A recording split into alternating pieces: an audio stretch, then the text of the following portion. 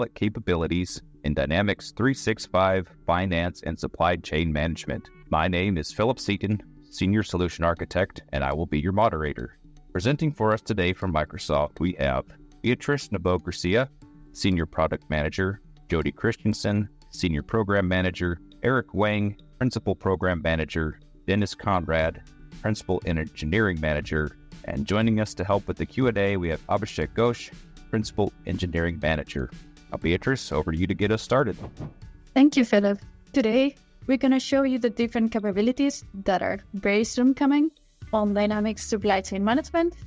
2 of those have just been shipped, and we're bringing them today for awareness. The rest are completely new, coming very soon, and here we're going to give you the heads up on what's coming, so you know all about them.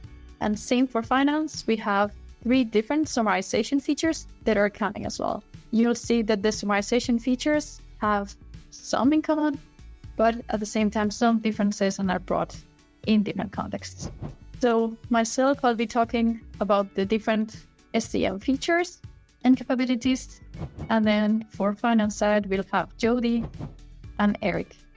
So starting with the first ones that are already available, just to bring you awareness of it, we already have a confirmed purchase orders workspace that is already available in the app. With this, you can have enhanced decision-making procurement. The idea is that instead of having all your changes different places, you have one workspace that gives you that view with all the changes coming. And if you have the address for that vendor, you can even send communications right away. And to even focus more your attention, you have them classified on low impact changes, high impact changes, or impact downstream orders. So you just have to open in the application, confirm purchase orders with changes, and then automatically the summaries done by Copilot come right away, as well as you have the changes below. If you want to focus on the low impact changes, you can just click show and they will come right away, as well as same for high impact or impacted downstream orders. And you have all the details here of what are the changes, the items, and the orders that are affected. Again, just going back to it, it is already available since the end of last year. So if you want to try it out and have not seen about it, you can already do so. The next one that has just recently been available, in case you've not seen yet, is that in the Warehouse mobile app, we are bringing insights into the open work on the warehouse. And this will come through the Warehouse mobile app for all the users by the summary you can see here on the screen with Copilot. It tells you how many peak work lines are there and how many receive ones, and then how many warehouse workers are available at the certain warehouse you're logged in. These KPIs will always come, and then depending on the open work, you will have what kind of work is it. If it will involve mostly sales orders, and this example, located in a certain zone or in a certain location. If there's a common or a pattern that is there on that open work, like average load is 10 items per order, approx 30 kilos, and having a size of 160 volume units. This is just an example of what it will come.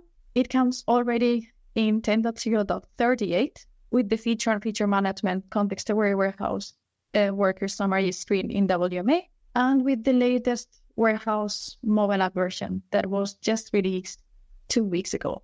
So you have that available. You will need to enable the feature, and once you do, both the Copilot feature as well as the option to show it in the menu and the Copilot icon will always appear. So the moment you enable it on feature management, it will be, of course, for all your users. If there's certain users that would not like it, you can always change it in the menu to not show the Copilot. So far is what is already available, these 2 capabilities on SCM. The new ones that are coming that we are just talking about today, it's context-aware summarization. So all these features are going to summarize certain pages, forms in the application, so you have the right insights in the form that you're on as a user. The first one is on product holder. We have many users all across the application that are using all sorts of forms, and we do have this little form here that you see on the screen, the 2/3 on the left, we are bringing information such as product number, name, the product type, the item group, default order type, procurement category. But if you need more insights, then you have to go to the product details summary to read those insights. So with this product over, every time, no matter in which form you're in, that this form, the existing form already pops up. Like let's say we're in a sales line. If I hover over the product number, then I will get this pop-up that tells me still the same information as it had before, plus a generated product summary. This generated product summary will contain the basic info of the product and is aware of which security roles, so it will only show me info that I'm allowed to see, as well as context that I use.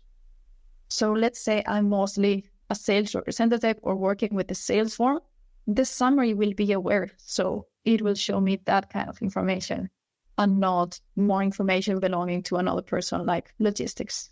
The same way, we're going to have a similar one on the product details. Again, product details for the release product contains a lot of information, a lot of fields, and is commonly used by many different roles to know different information, and not all fields may be relevant. So in about this product, you will have, that is the first section of the Copilot part. It will show right at the top of the release product details, you will have generic information about the product, such as if it's configurable and how many units you have across all your warehouses. So you can get an idea of if you have a lot or not in your inventory. You will as well get purchase information, general information about the price, vendor, if there's any multiples, trade agreements, etc. So you can quickly get it already into this summary here, and you don't need to go to trade agreements. And the same for sales information. And as I mentioned, this will appear right away when you open the form on the release product details. And as always, if you need more information, forms are still there. In the same way, it will come for vendor. So when you open the vendor, you have tons of information about that vendor that you have to find different places in the system. Active contracts, rebates, open purchase orders, some outliers, some risks, currency, if the vendor is on hold, not. All this information is always in the system, but it's easier to see if you have just a generic status on the vendor and some insights out of it. And on those insights, it's selected insights again. Not all the information can be added to a summary, but you can always have certain information and then dive deeper into it. And the idea is that on the insights, it gives you selected insights that you may want to know and be aware. Same way on purchase orders, we may have a lot of information, big purchase orders that we do to our common vendors that have hundreds of lines. Then it's very practical to have that summary on the top already done by Copilot that tells us a generic status of it, like there's 4 sales order lines, 3 not fully received, and 1 fully received but not fully invoiced. The order is approved and open for further processing. And then out of those lines, some selected insights may be picked that you may want to look further into. For example, that there's 1 order line that is overdue or nearly overdue, or that there may be 2 order lines with missing confirmed receipt dates. As an example, if there's only 2 lines out of the 100 that are missing those, that may be a selected insight that may be counting. For each of these, you have a respective feature for each of the summaries that you can enable in feature management to disable this feature. On the other side of purchase orders, we have sales orders. In the same way, the same idea, we will have a summary on the top of the sales order that gives you its status, the number of orders, number of lines, confirmed, received, invoice, and if partially or fully, and some insights, like selected, if the lines are overdue or nearly overdue, or if the ship date is equal to today, then you may want to be aware that you have something to do to ship. And this will, again, come right away on top of the sales order. And then we are adding some filters, actions that you can do. I'll show you these ones so you have an idea of how they will look right away. So here I'm just in a demo environment. This is what is coming very soon. And then I have my sales order list. So I can just click any I want. And as soon as I open the form, I don't have to do anything. I will have this new summary tab that automatically gives me the summary. This one was easy, just one order line, not fully picked, order is open, and it's missing confirmed ship date. And the same way it will happen for every order that I can open. It will be automatically there. Not interesting as I don't have sales order lines on this one. But let's take a released one.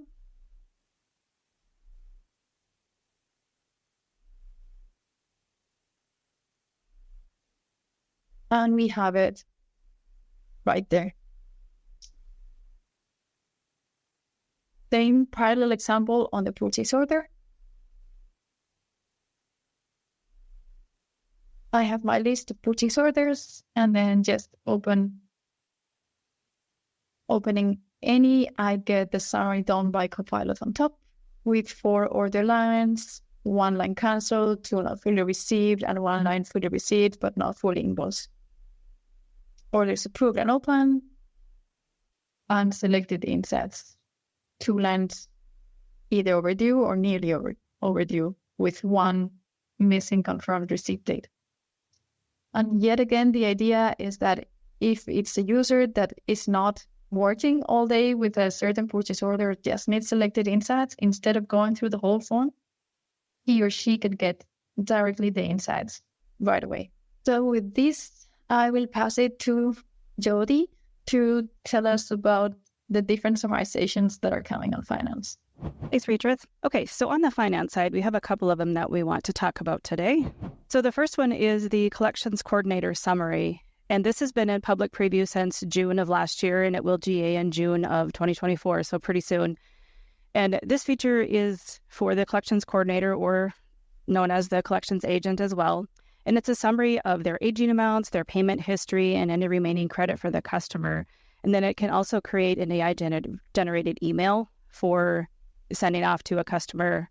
So the collection agent or the collections coordinator doesn't have to craft that type of email every time they need to send something. So it will use all of the different information that it has for those customers to get that information. So their overdue balances, they can see their credit, they can see their aging, they can see activities. All of this information is going to be on the same page that you can see here.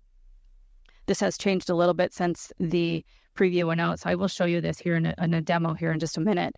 But this is where all of that information is going to be held, is on that Collections Coordinator Summary. And in feature management, we do have 2 features. It's the Collections Coordinator Summary and Collections Coordinator Workspace. So those both will need to be on, which they will be. But this is how you get that type of information for the Collections Coordinator. So let me bring that up and I'll show you.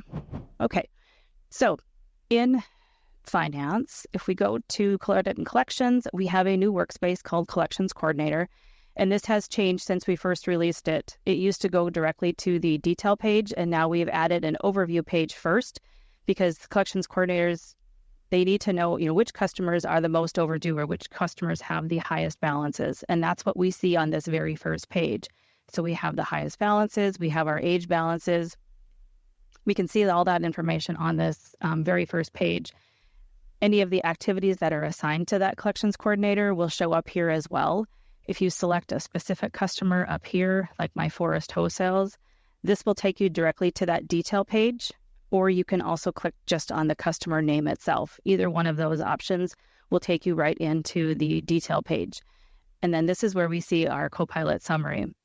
So we know that they have a good credit rating, which is just the credit rating that is on the customer itself, and that they've recently defaulted on $145,000, which you can see that's their aging balance down here at the bottom.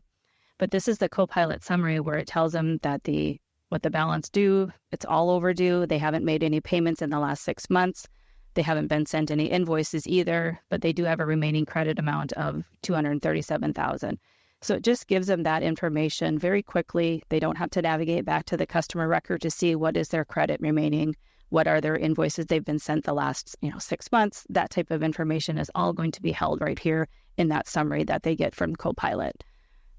And then the create reminder email, I can just hit create reminder email. It does tell you that it's AI generated. Do you want to create the email? And I'll say yes. And this just opened on my other screen, so I'll move it back over. But it just uses your default email or default mail that you're using on your machine. And it just, again, formats an email like a collection letter or like a reminder letter that you want to send to a customer. So outstanding invoices reminder. You see, email information is set up on that customer. It pulls in their email, their name, and then gives you the signature for the collections coordinator that's working on this customer right now. So it does give you that type of information. Again, this is AI generated, so we would expect users to go in and edit it if they need to, make sure it's clear and what you want to say before you send it off to the customer. But it just uses your email client in order to send that to the customer itself. Okay, so again, that was in public preview. It's going GA in June here of 2024. All right, the next one we have is our workflow history summary. And for what we are doing with the workflow history is, if you've ever worked on the workflow within finance or supply chain, the workflow history page can be very cumbersome. There's a lot of information that shows on that type of page. And what we're trying to do here with this one is just bring some of that information to the top of that page for you so you don't have to go searching through it. So the most relevant information is going to be who submitted it, when did they submit it, were there any comments? So for this one, you can see the summary by Copilot for the workflow status. It says it was submitted by Julia, this is the date, and adjustments for the month in was the actual comment that was entered, and that's what that is. And then it gives you the following actions. So it kind of does it in reverse order. So the most recent action was it was resubmitted by Julia with a comment, and then it was rejected by Julia. Again, I'm using the same user for this one, but you can see how it would go through and just list out the different actions that have been done for this workflow history, the most recent. If it was submitted and rejected, a week ago, but 5 things have happened since then, those 5 things would be the most important things. So they would be listed first on this workflow status summary that we have here for the Copilot. So it's just bringing back that type of information so you don't have to scroll through all of that information when you're going down and working on the workflow. So this is going to work in any of the workflow history pages. It's not specific to any workflow, but it does work for any of the workflow history pages when you go in and do the view history.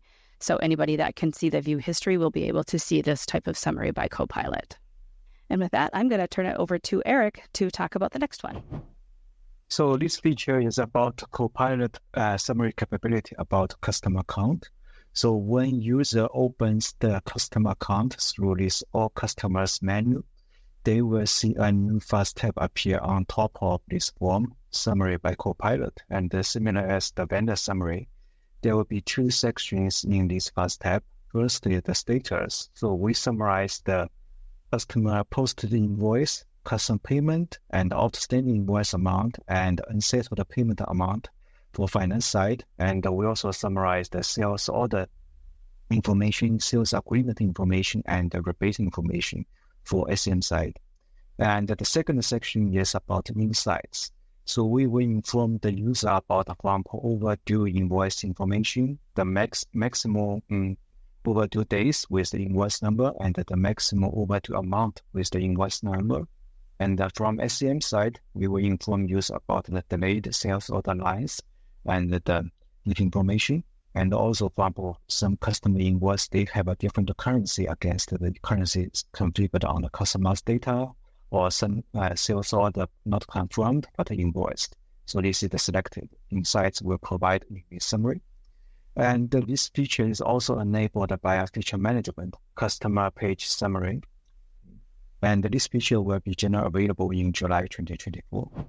So this is the live system. So when you open the all customers form, you can see this Copilot fast tab and the status and insights information. So in this way, you can see in the last year, there were 4 posted customer invoice, the amount and the outstanding amount, and the custom payment information, unsettled amount, for this customer is 0, and the sales order amount, and the sales order status delivered, invoiced, or open, and the sales agreement and rebate information.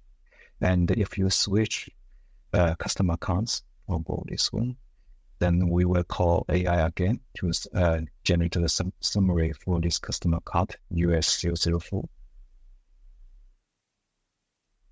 So you can see the summary information for this account. Okay, so that's it. Let me hand over back to Judy. Okay, so those are all of the summary copilots that we wanted to talk about. We just wanted to give you a few more things, just some information about how we're releasing these new summary features that are coming up very soon. The first thing is these summary features will be released directly to general availability, so they will be on by default. And we just wanted to go through why we're doing this. Because we are using existing transactional data within the system, there's very low risk doing this implementation. Because we're using that existing data, there's no prompt that users can enter. So users can't interact with this type of Copilot. It's not like a question and answer. It's just, as you saw, when you go to those pages, it gives you a summary, again, using the existing data that's in finance and operations. So it's very low risk in that area. We have an agreement with our customers that features can only be on by default if they're in GA. So that is why we're going to GA right away. In feature management, these features will be on by default when they are released. But this gives a significant value to our customers in that, we are enhancing their efficiency. We're giving them, more information, maybe they can work faster, that type of thing. They can focus on those high value activities rather than, again, like scrolling through workflow history or, that type of thing. So we want, as many users as we can to give us feedback and, provide additional insights to us. So by turning this on by default, we will enable more users to get that out of the box, and then they can keep giving us feedback, and then we can just do ongoing improvement through all these features. And again, it's, a non-invasive approach. It's the summary that you can see in a fast tab. You can minimize it. You can turn the features off. So we are not, forcing this, but we want users to know that this information is available. So, but the last thing then is, we won't compromise on our security of our systems operations. It's very secure what we're doing, and we'll get to some of those architecture details here in just a few minutes.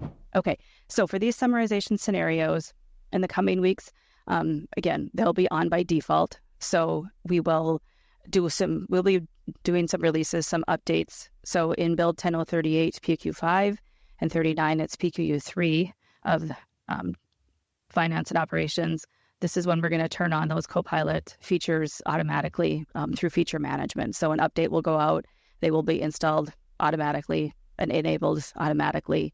And then, of course, in 10.040, those Copilot capabilities will be on as well. So 40 and above, and then 38 and 39, there's some updates that will come out that they will be on by default. There are some Dataverse or solutions that will also be installed. So if you have a connected to those Copilot capabilities, so for using those Copilot capabilities through Azure OpenAI, we will be automatically installing those on Dataverse, and then those will be on by default as well in the Dataverse solutions. So there's many things that enable this Copilot. They will all be turned on by default when these updates come out.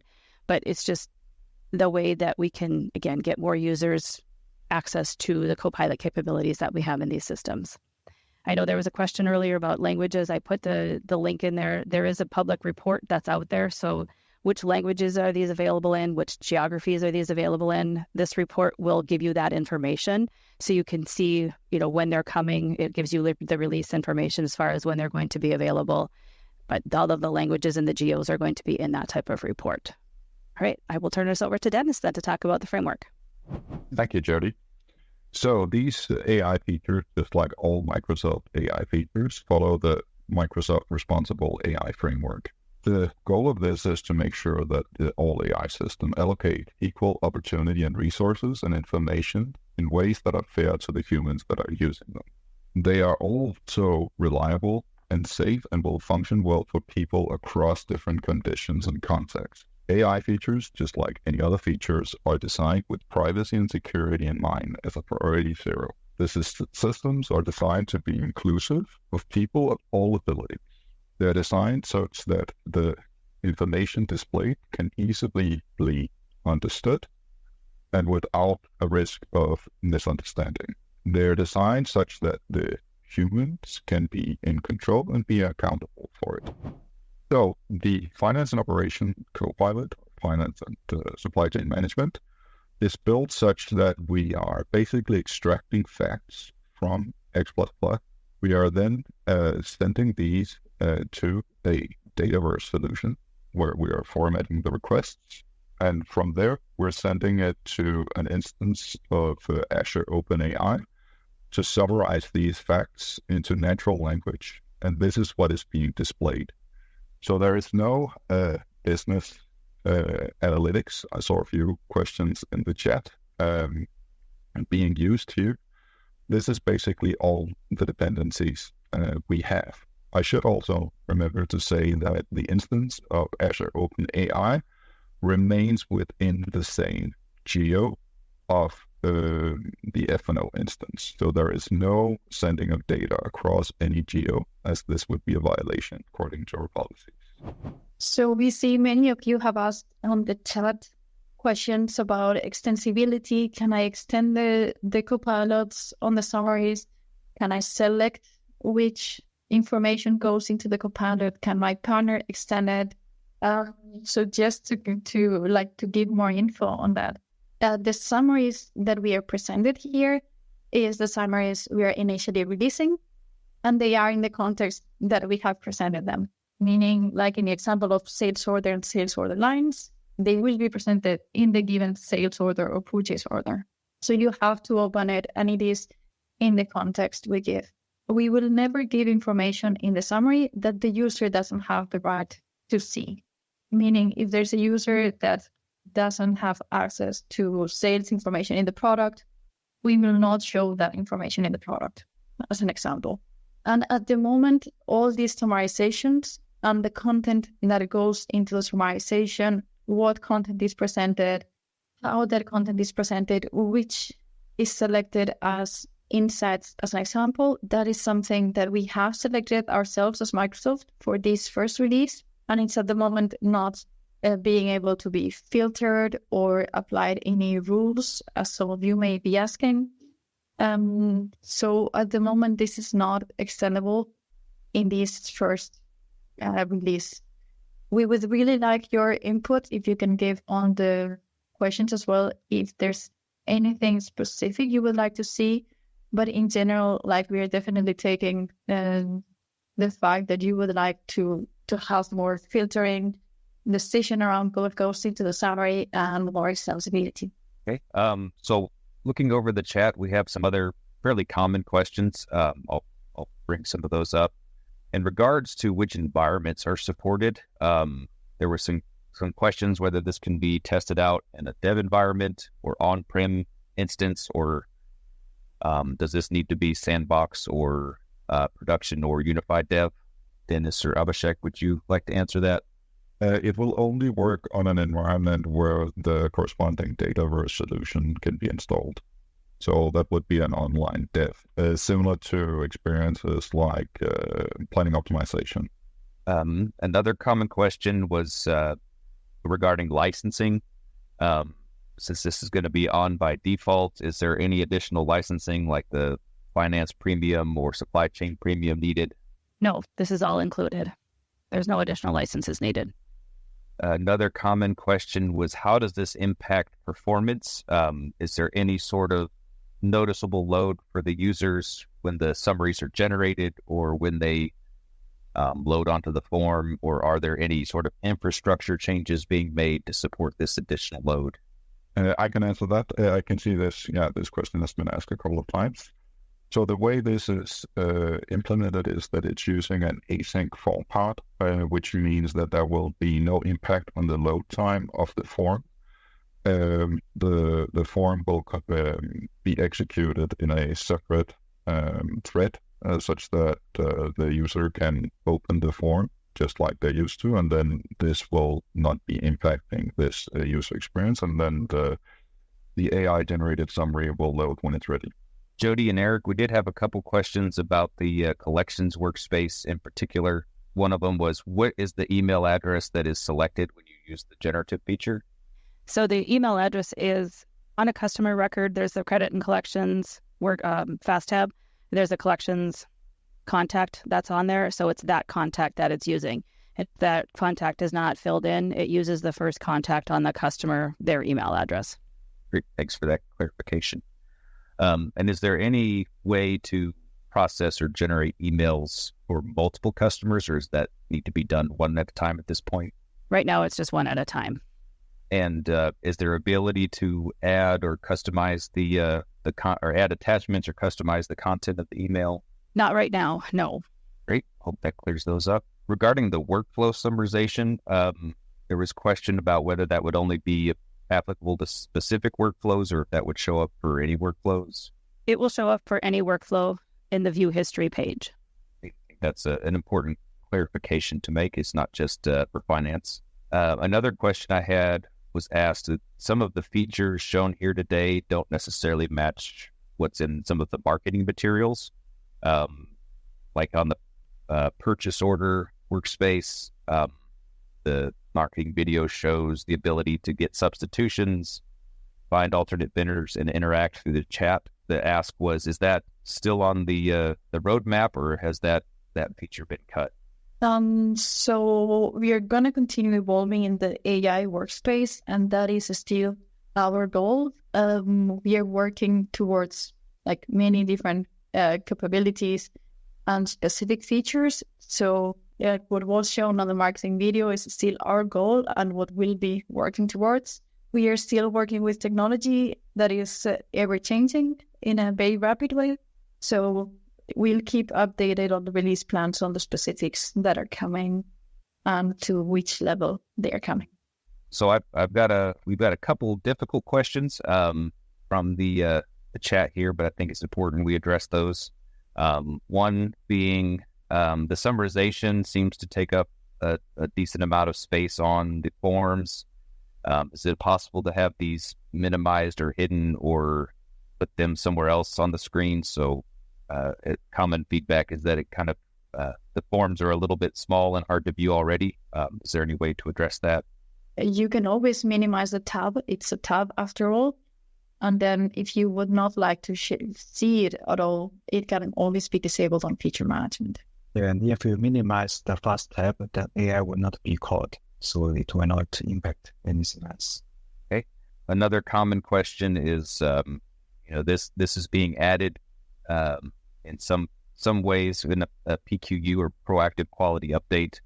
Would it be possible to expand on why that decision was made, as the general direction we'd given to customers was that format was made for break fix, and here we're adding Copilot features. So who would like to tackle that and explain a little more in depth why we've made that decision? I can take that one. So it kind of goes back to that benefit slide that I brought up a little bit earlier. We want to enable the Copilot features for the customers, and most of the customers that we have right now are still on versions 38 and 39. So in order to get all of our customers, to see these, new, good, great benefits from Copilot, we do need to, go back and do it through a proactive quality update. With that said, putting those features back on that version, they can turn them off if they don't want to use them at that point. But in order for customers to see that they are available, we are going to turn them on for them back on those versions. We made that decision. That is something that we discussed, and should we do this or not? But we wanted to get these features out to our customers as soon as possible. So we did make the decision to go back to those versions and release these quality updates. But again, the summarization features, they're not, they're very low risk because it's using the data that's already there within finance and SCM. So it's not introducing, new code for many new things or, complicated features. It's very simple summarization features using AI. So that's why we decided that we would release them back on those versions. I think it's also important to note, there's questions regarding, do we share data, or is Microsoft using any of this data for our own purposes or to train any of the models? Dennis, I think that goes to your slide regarding accountability. Yeah, I can definitely take that. So no, we are not collecting any data, and there is also no training of any models in this, not on this data, not on any of the customer data. We will periodically update the underlying model after I've gone through quality assessments, but these underlying models are different versions of the GPT model that I'm sure most of us know by now. Does anybody else from the panel, did you see any other questions you'd like to address? I can address one that I see it's becoming repeated. So each of the summarization features that we have presented today, they have their own feature in feature management. That means that it's not one feature for all, but you can select which summarization features you would like to have on. So in some forms, they may be valuable to you, but not on some others, because of your business processes, because you have customizations on those forms. And again, our summarizations don't take into account those customizations or custom fields, so that summary may not be valuable to you. So you can decide to turn off that specific summary and then just keep the rest. It is summary by summary that you can decide to turn on or off. I also see two questions. One is about the security control. So this is controlled by the user role, which menu item the user has. For example, for customer summary, if the user can only access invoice, payment, those finance data, then this user will not see any AI summary for SCM data like orders, agreements. But vice versa, if the user only has the SCM access, then and I see another question about the cache. So for currently, there's no cache for customer summary and other summary, but the cache solution is on the roadmap. And we're also planning to have timestamp and a refresh button for user to refresh the data if there's some new transaction posted during the cache duration. One question here that was mentioned earlier as we were talking about the environments that are supported. It requires a linked Power Platform, Dataverse environment. There's a question, what will happen if these are enabled, if there is no linked Dataverse environment? So if there is no Dataverse environment, then the summaries will not show up. But the fields will, but just be empty, right? Or will the entire tab not show up? The entire tab should not show up. Okay, so I think that brings us about to the end of the presentation. Again, we've got a lot of exciting features coming out. We appreciate everybody for attending.